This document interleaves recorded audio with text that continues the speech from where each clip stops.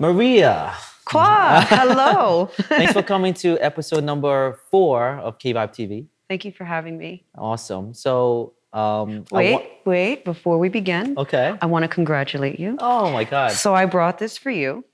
Thank you so and much. 3 times is a charm. And this is Best Cinematography in Documentary for Lords of BSV. Yes, which you shot. Thank you. So you were nominated in Madrid at the Madrid International Film Festival. You were nominated in Milan at the Milan International Festival. And finally, the 3rd time is a charm where you won Best Cinematography in a Documentary for Lords of BSV at London. Wow, that's awesome. Oh, you know, there it is. Jazz There it is, hands. guys. There it is.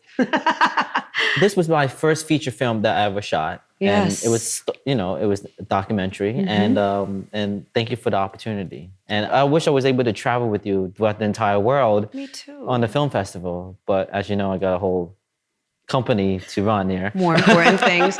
And thank you for taking that project on, actually, because when I accepted on your behalf, which was awesome, the first thing I said, I have to thank Kwali for believing in me and for actually trusting me and trusting this vision and helping me build up this film to what it is. So how did we actually meet? I originally had a DP on board, Carl Holland, and he was really great. We were working on another documentary, and unfortunately, we were working with the EX1 camera that should EX1 or EX3? The EX1. EX1, oh my gosh. I know, it was that long ago. Wow. So we were working on the EX1 that probably belongs in a museum somewhere right now.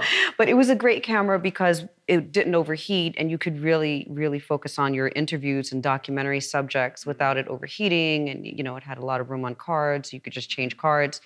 And he had to get a job.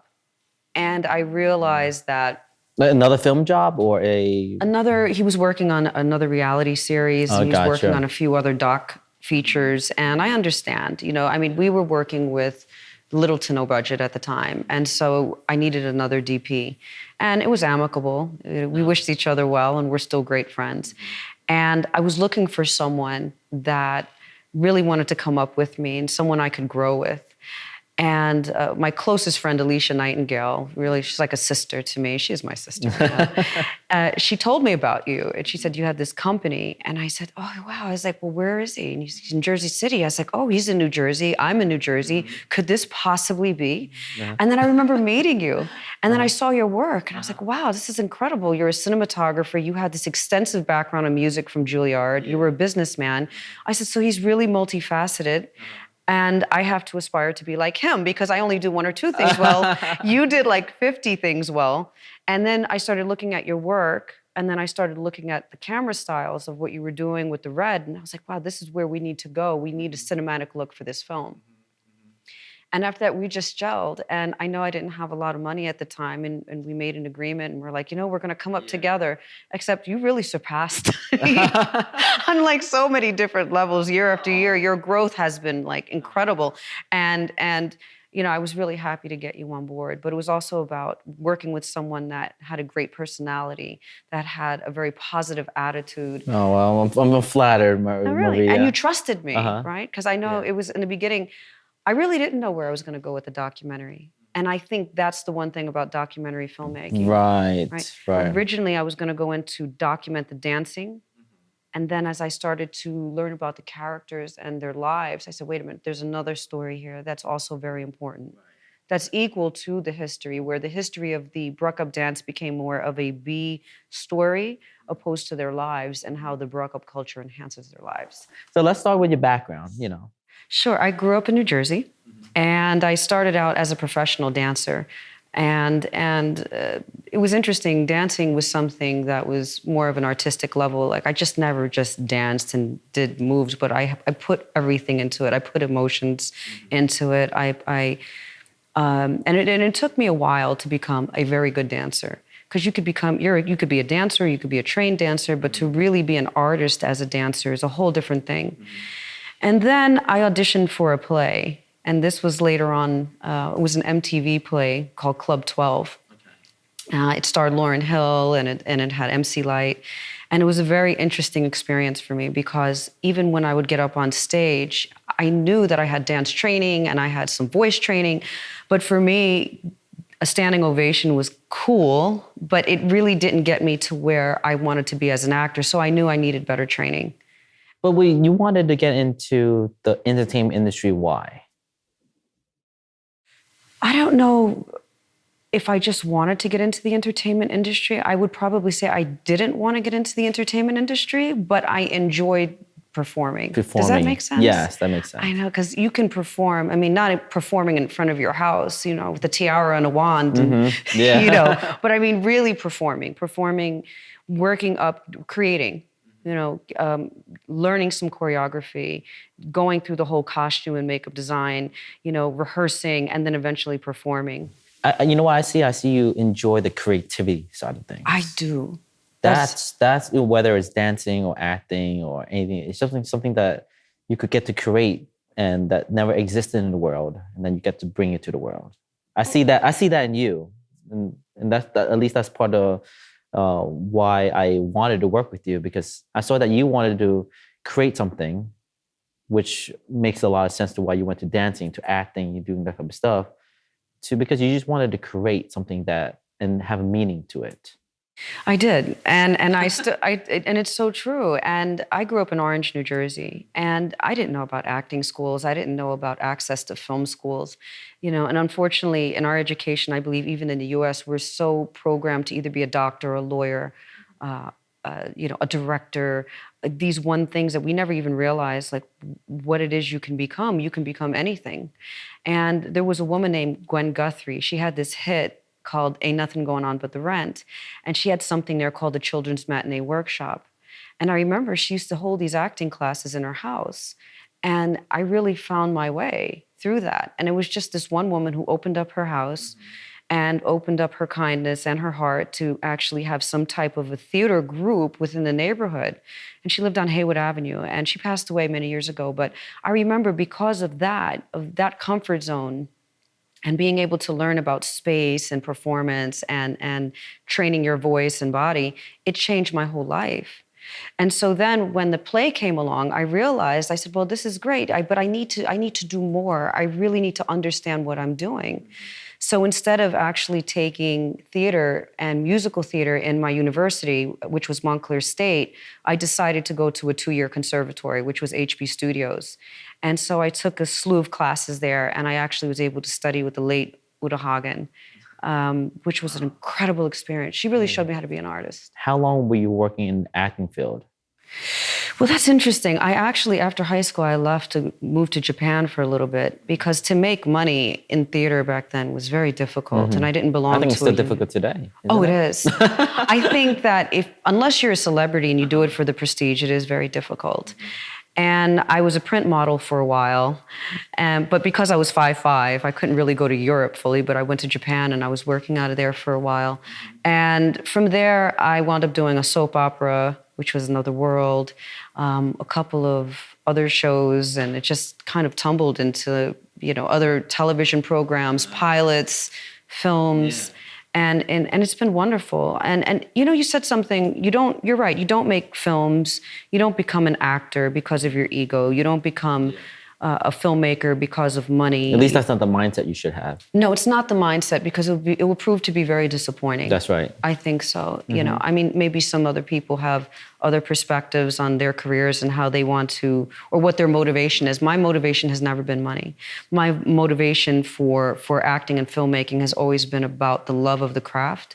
And that, I believe, if you have a very honest approach to that, the money will come, and you will make a living off of it. Absolutely. And I tell everybody the exact same thing. You just say it, sometimes even better than me.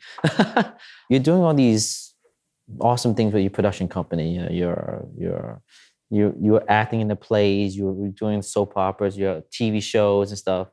Why did you jump into documentary and not go into a feature film, narrative, live action type of stuff? I think, well, originally I was going to go into a narrative, but it just didn't work out with the creator. Oh, okay. So my partner, Frank Orfici Jr., he actually wrote a screenplay for this particular film, but there was someone that owned the story. So he didn't feel that he wanted to give me the rights at the time, because he had a different idea of how a film should go. I'm always curious about, why do people want to make a documentary? Why are they inspired to tell the story rather than sit back and relax and watch the documentary. There's two different things, because from what I've seen and what I know about it, making a documentary could be daunting. It is. And why you want to jump into that? That's a really good question. I think part insanity, part of my eccentric personality. I think everybody that I've ever met in this industry, for some reason, has always been a little bit eccentric in some way. And you have to be somewhat of a dreamer. You have to be part dreamer. You have to be aggressive. You have to be able to tell a story.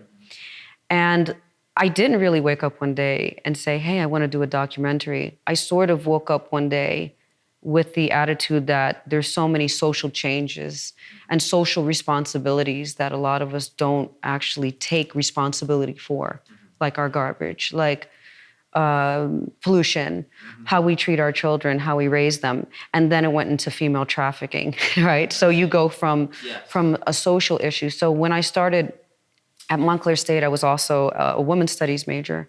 So when I started seeing what was occurring in the world with female trafficking, I wanted to do a documentary more for social action, so women can find safety havens, and we could learn about what it was like, how trafficking occurred in many different countries, Philippines, Russia, India, Thailand. And so that's what really it started out with, for me, was more of social action. And what better way of really showing that something. And that makes a lot of sense to how Lords of BSV is, actually, because at the end of the day, and you could talk more about it, Lords of BSV is you're working with people that probably lives in one of the worst places in New York, and you are willing to go in there to make a difference, in my opinion, in their lives too. So BSV stands for the Bed-Stuy Veterans, and it's just an acronym, BSV.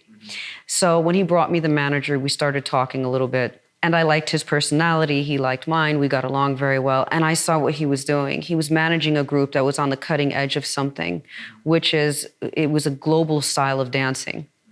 And I thought that was interesting. But then when I started to really look into the history, aside of the YouTube videos and seeing the dancing, I saw all these kids from everywhere coming to one place, which was the League of Unreal Dancing. Kids from Montreal, from South America, from Europe, from Asia, and they would try to battle BSV. But when you started to look into the backgrounds of the dancers, some dancers were homeless, some were part of gangs, some were from poverty-stricken neighborhoods. And I saw that this Bruck-Up culture does something so much more. It's so much more than a dance style. It united them. It united a community together. It unites a community. What the Bruck-Up culture does, it unites a community in the sense that when you have a community, an urban community, sometimes you have a missing mother, a missing father, both parents are missing, you have poverty, you have a lack of education. However, this one dance style transcends all of that into a community. And what does a community do? They take care of each other like a family, right? And that's what it was. That's what I saw. And then again, changing the landscape of ideas, I would see this. I've talked about this poem. Nikki Rosa is a poem by Nikki Giovanni. And in the end, she talks about how she grew up in an urban neighborhood and she thought everybody was like, oh, this poor girl, how could she live like this? And she ends the poem so beautifully. And she says, and all the while I was quite happy, right? And all the while I was quite happy. And I said, oh my God, that opened up so many ideas for me. Because BSV, they live in Brooklyn, in Bed-Stuy, in a community that's being gentrified, right? But they still have this, they take these 6x6 spaces in post-World War II buildings and pre-World War I buildings, these beautiful brownstones, and they've created a dance style in this little block form, and no one can beat them, and it went global. I mean, something that was created like that in Brooklyn. At what point do you say, this is something I want to spend 4.5 years of my life making? I'd have to say after the interviews. Yeah? After the interviews. And what was the point where, at what point, did something kind of hit you, or what was it? I think they touched me. Because I saw hope, and I saw their dreams, and I saw everything that they wanted to do right within this neighborhood with one another as a collective group. And I was like, and as I started to interview them, I realized, I said, wow, this dance style really saved